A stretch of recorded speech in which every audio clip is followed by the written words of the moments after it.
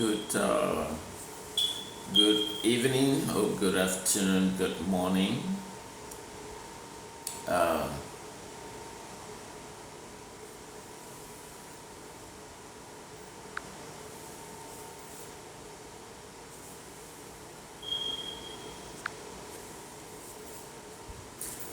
if you join me live, and please make sure you hit the share button, and also make sure you follow me. And it's very important. So I'm going to talk about something that is quite interesting, and it affects the daily lives of people like you and me, and those making those decisions. And so if you just tuning in, make sure you hit the share button, and make sure you hit the share button. And thank you, one, for joining in. Thank you, T. If I pronounce your name wrong, please, and I apologize for that. Make sure you hit the share button, make sure you follow, and make sure you give a reward. There are many things that you can provide to support these brokers. Thank you, F. Thank you, R. Root. Thank you, Chirite. If you just joined, please, Peter, thank you. Thank you, Chirite. If I pronounce your name wrong, I didn't mean to do that. I just happened to make it wrong mistake, which is common for all human error. Hey, hello, thank you, William. Thank you, Chirite. Thank you. And also make sure you hit the share button and you provide the star, whatever the reward you can do to encourage, to promote this program. Don't hesitate. And I really appreciate most all of you that are joining me. There is one thing that I'm going to be talking about, is the demand and supply of money. And in the case of IMF, and how do we know and how can it benefit all of us? And so I am going to dwell on that topic or discussion. And if you just join me live, make sure you hit the rose, you subscribe. I'm not familiar with some of those content, but just supply some rose, just give some subscribe, make sure you hit the follow button, and make sure you offer some gift. I really appreciate all of you. And then also indicate where you are joining me live. It's very crucial, it's very important. I go through after the broadcast, and I look where most of my audience came from. And so I really appreciate all of you. And please also hit the share button, and also hit the follower button, and don't go away without doing any of those things. And please hit the share button. Thank you so much. We'll be momentarily to talk about the issues, and that you also saw in the topic, demand and supply of money. And demand and supply of money is something that we often don't talk about, but how does it affect all of us? And that is the crucial topic that I am going to be talking about. And please don't hesitate to give a reward button, hit the subscribe, hit the share, and do something about it. And I appreciate, oh my God, and also indicate where you are joining me live. And here again, my name is Futon Daniel. I will be speaking live here in the great state of Texas, here in the United States. And the interesting things that I'm going to be talking about is demand and supply of money. And so how is it crucial in our society? It is very important, and that is the topic I am going to be dwell on. And I really appreciate you. Make sure you hit the give some rose, give some kind of something, subscribe, share, So thank you. Please, and That's G, right? Could you also hit the share button? If you just join me, hit the share button so that we have more people. This is weekend. Let's have some kind of important discussion. Today's weekend, Sunday. And so tomorrow is going to be a lot of activities that you're going to be joining. So that's why it's really important that we discuss something that is of great priority. And thank you for tuning in this evening. My name is Funton Daniel. Thank you. You see Pusam. I don't know where. I'm sorry. I just kind of mess up your name, but I apologize for that. Could you hit the share button? And thank you, Lady Joes. Thank you. And thank you, Natalia Luna. If I pronounce it, I apologize for that. I didn't intend to. And thank you. Also hit the share button once you join in. And I really appreciate you. And that is Franco. All right. Thank you for joining in. And appreciate you for tuning in this evening. So, the thing that you all know, anyway, I am speaking live here in a great state of Texas here in the United States. So you all listen to the main point that I raised. And the main point of this discussion is the supply of money. I know it's something that we often don't discuss. We just talk about it in school and we don't really look keenly detail about what is money and the demand and supply. Well, when we talk about demand, demand often refers to the basic needs, the basic needs that we all need in our society, And so we talk about supply. Supply is those things that are made available in our daily life, in our perspective, And so this has to do with money. So this mechanism plays a very crucial role in our society. But my topic is geared towards Africa and more in particular the IMF. International monetary fraud. I call it international monetary fraud, but it's International Monetary Fund. But they call it International Monetary Fund. But I am concerned about International Monetary Fund, IMF, is because the role it plays when it comes to Africa in particular. So it has not been a very successful for the IMF in Africa as a whole in terms of financial institution. I look at the IMF more particularly as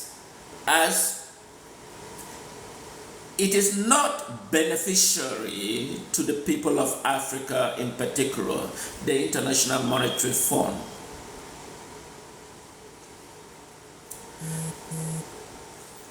Why? Because when I look at other countries' fiscal reform policy, it's not solely decided by the IMF, International Monetary Fund. It is decided by the government of that country. Now, I take a particular interest is France, because France has 14 African colonies in West Africa in particular. And so that is why I use France. France, the IMF, as you all know, the IMF, the International Monetary Fund, the physical amount of money put in circulation in France is not solely decided by the IMF. So, but when it comes in terms of Africa, the IMF is the one deciding what amount of money. You all saw what happened in Kenya. And so I admire the populations of Kenya for standing up against the government's they call it fiscal reform. I call it taxation reform. And so these Kenyans, they have the life for the common person in Kenya is overwhelmed the people of Kenya. And out of a sudden, the government of Ruto, the Kenyan president, decided to increase taxes upon the burden of the people that are already suffering. And so they call it fiscal reform. I call it taxation. And so the people rise. The people rise against the taxation. This taxation is not something that is new. I recall that 200 years ago, the very great nation, the United States, stood up against Great Britain. And the key philosophy of the United States was no taxation without a representation. No taxation without a representation. That was the philosophy of the founder of this great nation, the United States. Who were they referring to? No taxation without a representation. Was the massive taxes that were imposed upon the people of the United States by the British government. In doing so, 200 years ago, it present burden, enormous burden to the people of the United States. United States couldn't see, the leaders of the United States at the time, they couldn't see why UK, somewhere across the globe in Europe continent, should be taxing the people of the United States. Despite that, there is no representative of the people of the United States in the UK government. And so the people stood up firmly, no taxation without a representation. And that philosophy was what echoed by the people of Kenya against the Ruto regime. Of course, he wanted to talk about taxes that he intended because there is a debt burden and that he needs to institute a fiscal reform to cut down the expenditure. Of course, remember that he was here in the United States a few months ago. He chartered a plane. If he was very concerned about fiscal reform, he would have just paid a simple flight like any other person.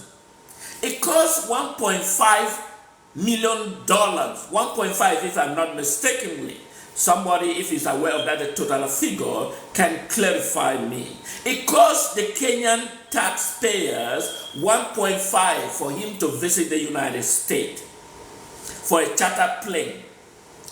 If he was more concerned of fiscal expenditure and the balance sheet, he would have immediately entered the plane like a regular passenger, because some other president do, and comes into the United States to cut down expenditure if that was his own prerogative reform policy. Now, but the main topic of discussion that I want to talk about is that of the monetary value and the amount of money in circulations. When we learned from school a few years ago, we talk about demand and supply. Demand and supply is the amount of money made available, and that is the prerogative authority of the government. In other words, if the government determines that the amount of money in circulation is more than available goods and services, there is a mechanism in which the government can institute it to reduce the amount of money in circulation. So the money is what they use to purchase goods and services. So in other words, inflation is when there is too much money in circulation. Now let me bring a little bit here, refer to United States. United States encounter inflation. Okay, during the COVID pandemic,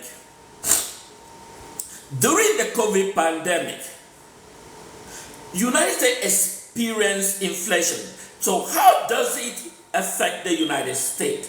Well, in COVID pandemic, there were many productions of goods and services that were come to a stop still. They come to a full stop because of the COVID and the rapid spread of the viruses. And so many people either were sick or dying, were in the hospital.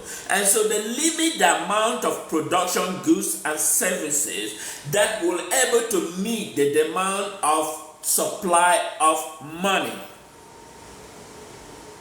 So what happens? There is a reduction in the goods, whereas there was an increase in the money availability.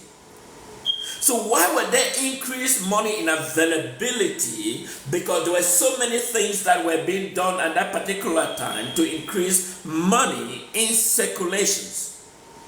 Whereas there were no corresponding balance between goods production to meet the purchasing power to make equilibrium. So unfortunately, there was so much money in circulation in the United States. So there were more money chasing fewer goods and services available. So what happened when the COVID pandemic started slowing down? When the COVID pandemic started slowing down, there was not available goods and services to meet up with the demand, with the supply of money in circulation. So there is a spiral rise in money in circulation without a corresponding increase in goods and services. So United States encounter inflation. And so that inflation did affect an ordinary person. So there was another area that was affected. How? Well, big corporation or companies that they make goods and services to available, they reap that profit of money in circulation. Because let's take for example, a tomato was probably 500, about $10 a pound. Then an egg, 30 trays of eggs was almost $8. So milk was almost $8. And so these were commodities that normally were bought probably $3, $2, $4, now has tripled in price. But remember that those companies that made those goods available in supply enjoy that massive profit. So they maybe deliberately or intentionally cut down the supply of goods and services to force a rise in price so they can reap the profit. And in so doing so, affect the ordinary person in the street, because that comes in the terms of affordability. They can afford because the price has risen. But while the price rise, income did not rise to meet up with the rising inflation. And so it affects an ordinary person. So now let's look at who are more affected. The common person on the street. Let's look now apartment complexes. So apartment complexes, in those living in the living in the cities, They suffered this impact because despite a corresponding rise in price of goods and services, but there is no corresponding rise in income to meet. So those individuals living in cities are having difficulty to meet up with their daily life. For example, let's take apartment complexes is the greatest consume of small individuals' income. For example, apartment began probably renting at maybe $1,500, $1,500 or $1,800 or $2,000, $3,000, $4,000. So you have to work extra job in order to meet with these rising prices of goods and services without a corresponding increase of money availability. So many companies did not have that opportunity. Some may decide to increase price because of workers not available. So you remember that during COVID, many people could not go to work. Many people just decided quit, but there were companies that were closing down. And so it did affect the economy. Now let's look back to Kenya. What just happened? I'm sure not everyone is familiar of what happened to Kenya. But you remember that there are flocks of people that comes to the capital of Nairobi in search of jobs. And they've been bombarded with these high costs of living in the capital of Nairobi.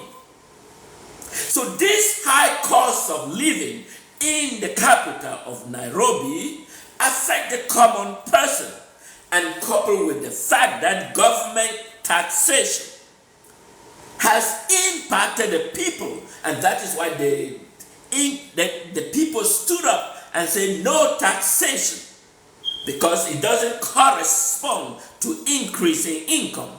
I could imagine one lady says women's sanitation material were being taxed despite, and I admire her definitions, that women sanitation, women use sanitation that men doesn't do, and so it costs. And it does affect men because they have to assist the women to get those sanitations. But that is a great impact, and that she mentioned. And because it's something of daily routine women has to go through to protect themselves, to be safe, and to be free from infection and whatever you can name. And so that is what was concerned because of the rise in price. But this is what the hidden agenda of that was the IMF. The IMF, the World Bank, what you call the World Bank, has not been friendly towards Africa in particular. The International Monetary Fund, I call it international monetary fraud because they are not beneficial to Africa as a whole. Now let's take an example. When I graduate from school, let me give you a typical example that affected me in particular. When I just graduated from school and I was so happy about it, and I wanted to reward myself, well, I choose a BMW car to buy for myself after going through education. And I felt that it was necessary for me to reward part of my brain, for what I went through school and able to finish. And so it was a rewarding for me. And so therefore, choosing a BMW was the right thing. But however, I never look at it in terms of how much I have to pay. And that comes to the monetary value. I was given 17.5%. I didn't take a look at what was charged. Percentage, the loan interest that was charged. It was Chase Bank. I'm not refusing that. It was later during the course of the time, and right now I said, well, but how much interest was charged? It was 17.5. That was Chase Bank in particular, charging me 17.5 interest rate on my BMW. So how did I overcome? I pay it rapidly so that I don't consume that 17.5 interest rate. But it did affect me in particular after when you look at it. So now, why should I be charged 17.5 interest rate? Well, you can look it in other way around, which I don't want to dwell into that specific area. But you look at this is money made available by the government to the body, to the public, for the purchase of goods and services. And in doing so, there is a low percentage the central bank allocate those money. There's a low percentage rate that the government allocate for these measures banking sector to provide this loan at a low interest rate for goods and services. Remember that money is intended for exchange of goods and services. That's the purpose of money. Imagine, for some of you who have been in Africa, there's what we call trade by barter. Maybe you've learned from it from your school. There's a trade by barter. Trade by barter is when you take goods and you exchange for other goods. Let's say, for example, I have my phone here, and if I need the services of somebody has a hat, which I need a hat, then we can trade the hat with my phone. But unfortunately, how many phones can I need to trade to get how many hats? So the only thing that is available that we can exchange with simple mechanism, and that is the money value. But they don't want the people sitting in a bank and just exchange money for people. So they have to charge some interest rate. They have to charge some interest rate. The purpose of the interest is to provide revenue to pay those working within the banking sector. But the problem is the impunity in which certain people were selected and charged. Let's take, for example, I for myself was charged 70.5 interest rate on my BMW. That is a discriminatory interest rate that was imposed. And so that is the potential impact it has on the society. So, but the role of the government is to find the balance. What is the common balance? The common balance is that when there's less money in circulation, through the central bank mechanism, they determine how much money. Let's say, for example, there is too much good in circulation and there is no corresponding increase in demand. So therefore, the government might increase the amount of money into circulation, and that is called liquidity. Liquidity is the available cash made available for consumers to buy goods and services. So it has been great impacted. Now let's go back to Kenyan question. The problem of Kenya is that we have a central bank, or the IMF. It detects on Africa what African can do, but it doesn't detect on what Europe can do. And that is the problems I am having with the World Bank. It restricts amount of money in circulation when it comes to structural investment in Africa. You see, and it is a mechanism that has been made directed towards investment infrastructure. Now let's go back to China. When China realized that the production of industrial goods, because I will come back to this question of China, why there's a rapid growth of China. You know, we are so irresponsible, Africa, government and the people within the African continent. There should be a framework mechanism. and that the money of Africa should not be determined by the World Bank, IMF, because it's not what determines how much money in Europe. It is the central bank that should be the sole deciding of the government. The central bank, through its economists, look at it globally how much money in circulation and the corresponding goods and services, and determine under what amount of money should be put in circulation to facilitate the exchange of goods and services. And so the World Bank is to cap the amount of money made available for circulation within the African continent, and in so doing, restrict the production of goods and services within the African continent. And that is why when you look at education and research, Africa needs leaders. Africa needs leaders who are intelligent, who are educated, and who have fundamental value to understand the economic mechanism, so that you can be able to design a structure. You know, we just go and elect someone. There should be an open debate. That's why you see President Obama and Donald Trump, Joe Biden, they debate. The purpose of their debate is to give their fiscal reform policy. What if they've been elected, they can do, provide an economic growth and empower the population. And so we Africans, we just go and assume that because this person was the minister, this person was the son, daughter, if cousin was this, and so therefore we have to just elect them as the president.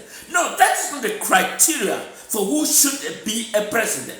The criteria for who should be a president is the person's mental capacity, the process of information. What is the goal? What is his objective? What is he looking forward to accomplish if he's been elected? Let's look at the crisis in Nigeria.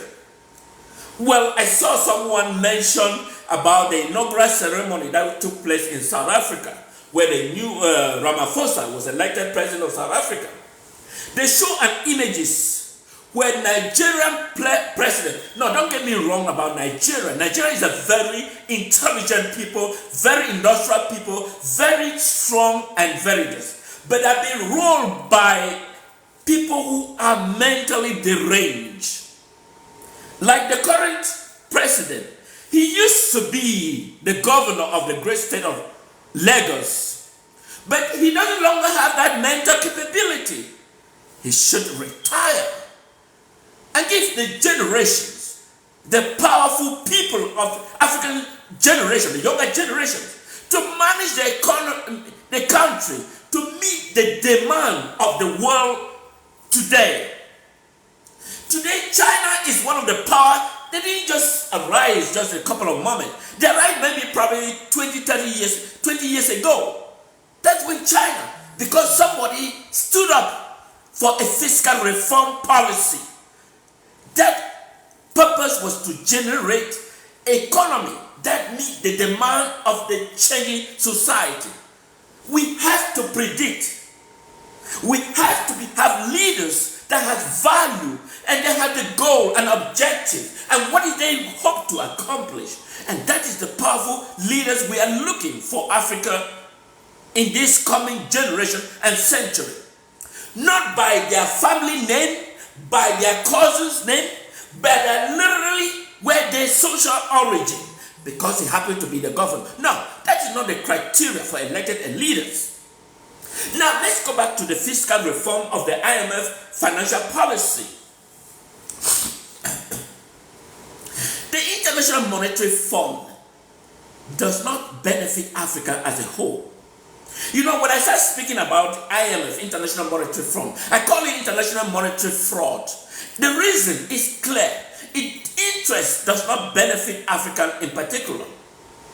It is a glue mechanism perpetrated to control the African and to decide what African need, not what the African they themselves need. So how does they do?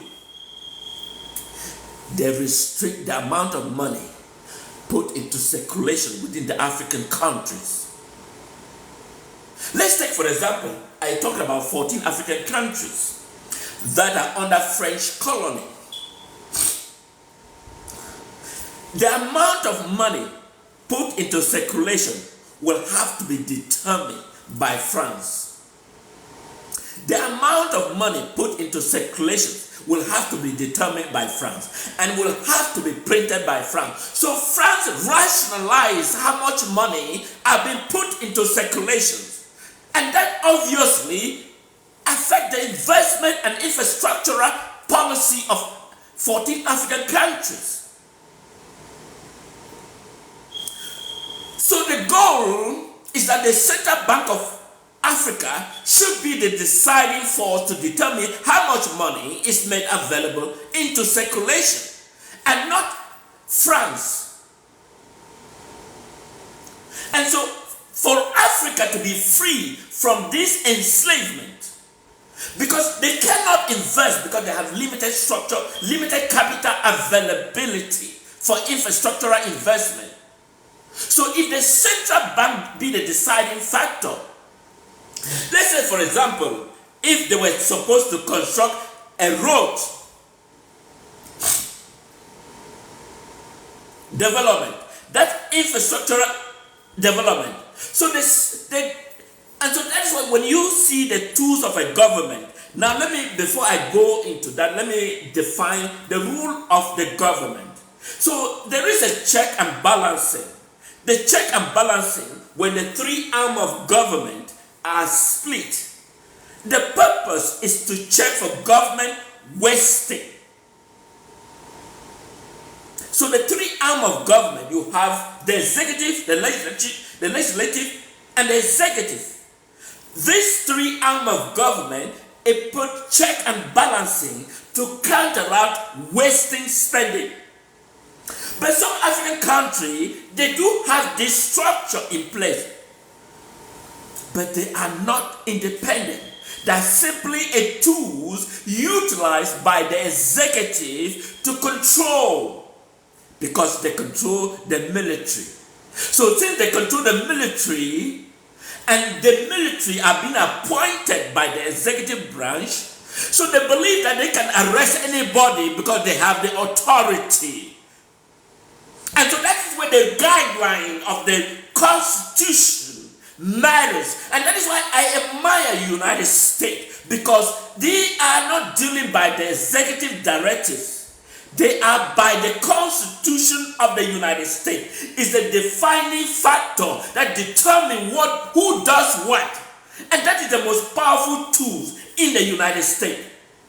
It's not who the executive or the Congress, but it is the document that the people generally accepted as the Constitution of the United States. And that is the defining moment of the United States. And so if Africa ameliorates those key examples, and then that will bring a significant change.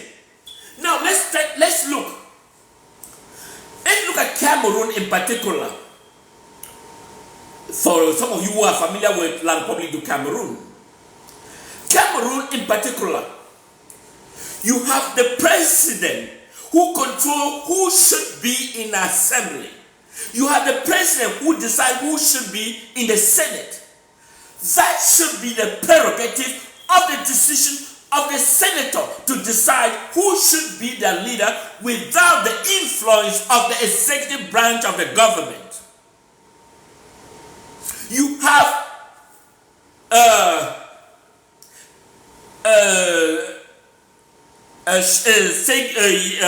what do you call it? What is it? The La Republique Speaker of the Assembly. You know. So he doesn't have power, and that is when you look at the crisis. When in the crisis of the Southern Cameroon, He cannot debate the crisis because he has to wait for the executive branch, which is controlled by Paul Biya, to decide whether such a discussion is necessary. Before you come in, we were talking about monetary value. So if you just join me, please don't hesitate to hit the share button and hit the follow-up button. We discuss the most important things that affect the daily lives of all of us Africans in particular, and all of us, those in the third world country in general.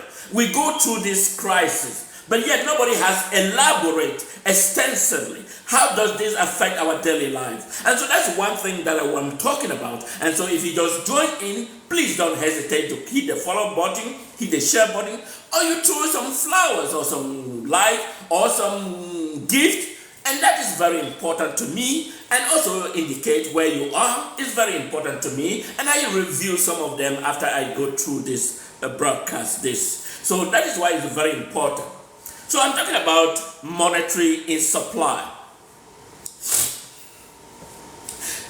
So how does investment, how does the money in supply affect our daily lives? So because we don't have the authority, we are limited to the amount of money in circulation. Since we are limited the amount of money in circulation, so we have no authority to decide any infrastructural investment. Because France controls 14 African countries. And that is why you see the revolt in most West African states. Because of this glue mechanism. Now, let's say United States decided to invest $1 billion to one of the West African countries. This is what France does. France has that money of $1 billion that United States allocate, let's say from Nigeria or Cameroon or for any other country or in southern Cameroon in particular. United States allocate $1 billion for infrastructural investment. So what France does is that it collects that amount of money and deposit in Caisse Communautaire Française. So France take the money and deposit to Caisse Communautaire Française and take that money and loan to Africa at the interest rate of 35.5%. Remember, this is money given by the United States government for infrastructural development to Africa.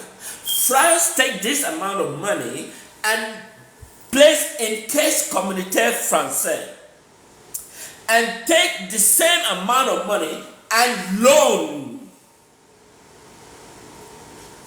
to African countries, to the 14 African countries at the interest rate of 35.5% interest rate. So United States is expecting that this money should start being productive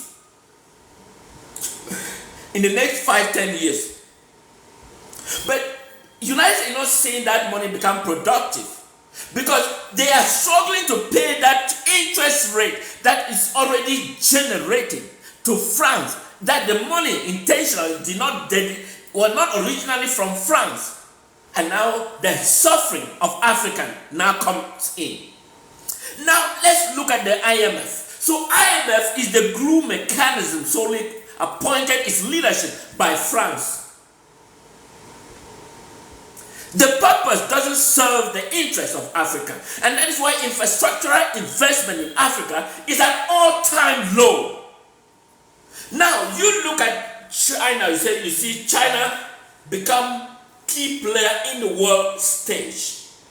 And most Asian. The reason is because they do not take on what France does to Africa. They decide their currency and they invest. Let's take for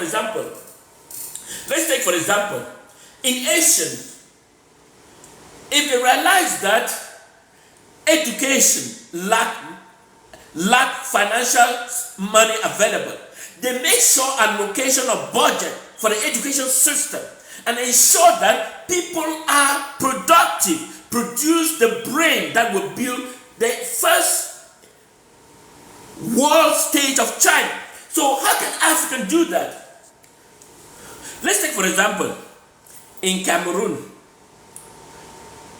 they train so much divisional officer. Then they trained available scientists.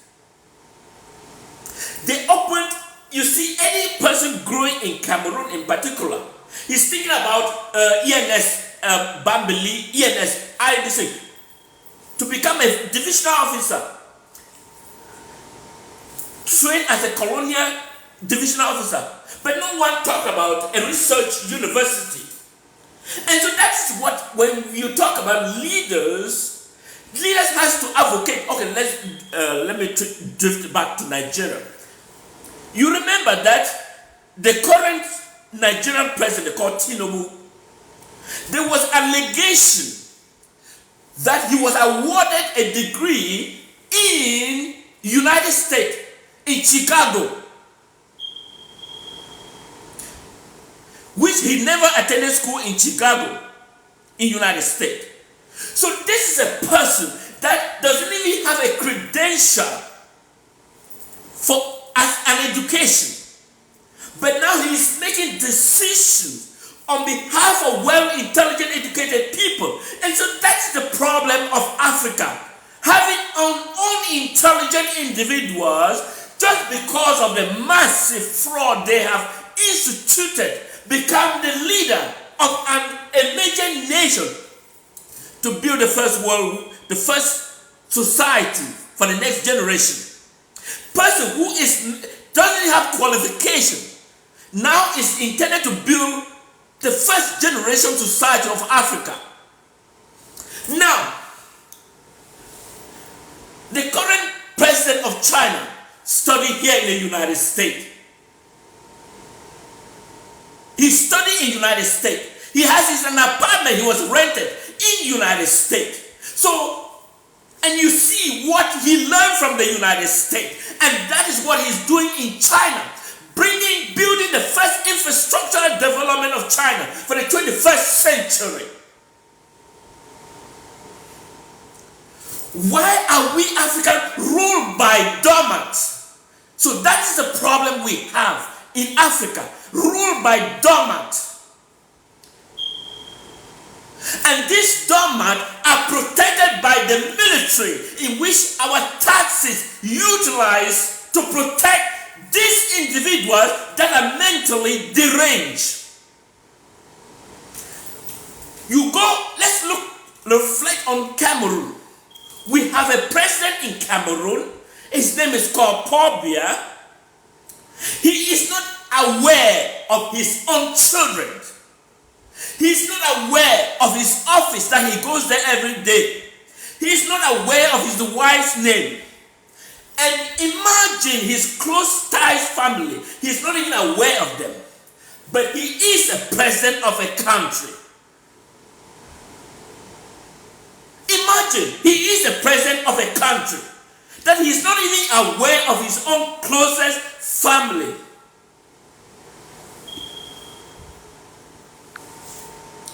But he's the president of a country. So Africans need to get rid of this type of mentality and get people in place that have the mental capability to be able to provide a system for the 21st century of Africa. So if we are ruled by these draconic individuals that are mentally deranged, then Africa is not going anywhere. Well, in Cameroon, as I said, they are projecting him to stand for election in 2025 when he cannot even recall his own children's name. He cannot recall his wife's name. His office in Etude is the presidency of La Republique du Cameroon. The office he's been going there, he cannot recall the direction from his bedroom to that same office. But they are projecting him as the next president to stand for the Republic of Cameroon. Now you understand where I am coming from.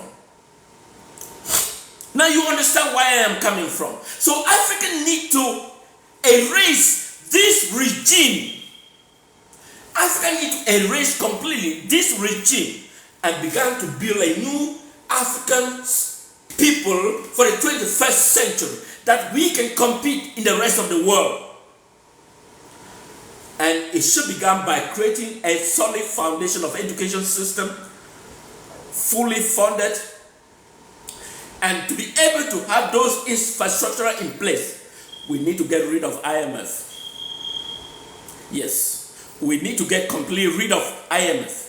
Let our central bank decide how much money is needed into circulation. So now, people ask me, okay, you talk about money, amount of money in circulation. So how does the central bank works? Well, let's say the government allocate, let's say if we have an independent three-arm of government system, they allocate this amount for education. So the education will have to determine how much is he going to do. And so that money is allocated for the fiscal year reform. And now, let's say they create an institute of research that is concerned with maybe aeronautic manufacturing, or health education, or breakthrough in brain cancer treatment, or any other areas of research. But why? If, for example, here in the United States, if I wanted to conduct a research,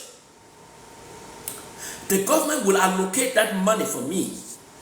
And that money will help me to bring a breakthrough in the best scientific research to help the future generations.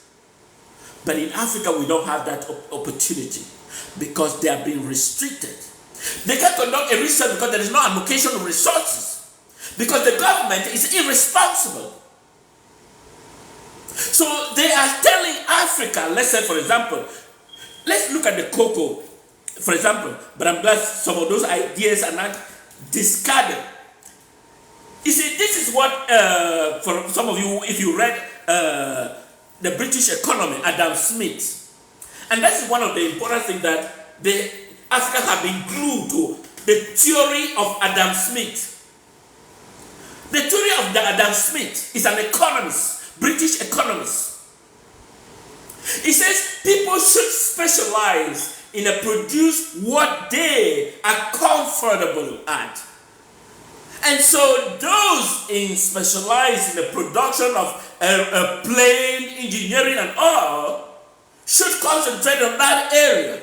And so therefore Africans should concentrate in the production of coffee, production of cocoa, and production of banana plantains, because Africans are good at. And so they provide funding for them and limited access to capital, because capital is the key factor that allows for any country to progress. And that is why they use the IMF, called the International Monetary Fund. But I call it International Monetary Fraud, because its goal is not intended to progress Africa. The goal is to destroy Africa. Infrastructural development. So now, if we have those infrastructural money, we will invest in engineering, the production of caterpillars that are responsible for the digging of roads. I think if you look at the roads in Africa, it's disturbing, right? Well, we will allocate research in the development of caterpillar that will be used to dig in the roads. And we will invest in the research for the best method of engineering. That is where we come now with our engineering system. But according to Adam Smith theory, we don't need those. According to the theory of Adam Smith, we need to concentrate in agriculture, cocoa, banana, and so because of that, we pay more close attention to agriculture.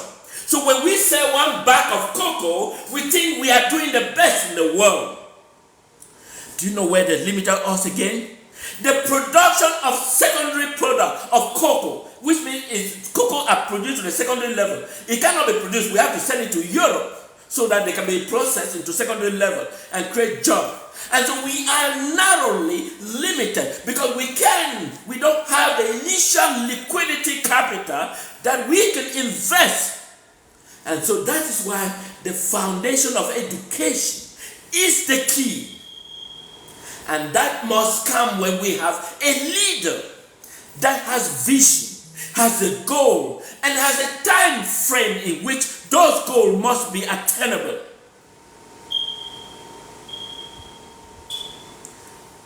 And that is why debate is crucial for any leaders. The debate between the current and the opponent president is vital because that brings the goal and objective, what they intended to achieve. In Africa, the opponent, they don't debate. They just go and vote. Because they don't have the language power to debate. Because they are not even a qualified individual to stand. That is why debate is essential. Debate is vital. You must articulate what you can achieve if you become a president. Not just tell people go and vote. You have this person is the president, this one. The people need to be able to articulate what they can achieve. And that is the leaders we are looking forward to. That is an African we are looking for the future generation. They should be able to articulate what they are going to achieve. Now you come back to Tinubu. He claimed that he has a degree that came from Chicago University. And it's nowhere to be found in Chicago University. But yet, he is the president of Nigeria. That is not the leader we need for Africa. For Africa to transform, we need the leader that has intellectual capability and able to articulate their fundamental needs that they're going to provide once they're elected. And that articulation must be verifiable. Now let's go back again to International Monetary Fund, the IMF. It's not the goal of IMF. It was not intended to benefit Africa. The goal was intended to destroy Africa. And that is the goal. And so Africans are not allowed to determine how much money they put in circulation. And that is why they are limited to amount. So the banking system is simply useless. It's simply useless.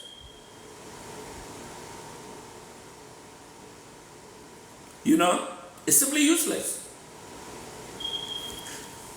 And that is why you see the Asians are moving forward because nobody controls their monetary system. Liquidity are made available for investment and infrastructural development. And that is allocated. If you present your business plan, that budget is allocated to you to carry on the infrastructural investment. And that is what they are able to. But we cannot because we are limited to what we can have. France has to determine how much liquidity we are able and with high interest rates. And that is what is happening with William Ruto. Why cannot the Central Bank of Kenya decide how much money should be in circulation? Why should be the IMF? Does the IMF determine how much money is circulation in France? Of course not. Does IMF determine how much money is circulation in Belgium? Of course not. Does IMF determine how much money is circulation in Great Britain? Of course not. The Central Bank of England determines how much money is made available for research development. The Central Bank of France determines how much money is made for research and development. So why should the IMF be the solely determining factor how much money is put in circulation in African countries? That is something we need to liberate ourselves from mentally enslavement. Yes. It's simple. IMF does not determine how much money in circulation in Belgium. IMF does not determine how much money in circulation in Great Britain. IMF does not determine how much money in circulation in France. But IMF determine how much money is circulation in African countries. That is bullshit. I'm sorry for my language. So that's the liberation that Africa must be able instituted. Liberate themselves from enslavement. And that begins by having a leader that is mentally and capable to articulate those fundamental needs.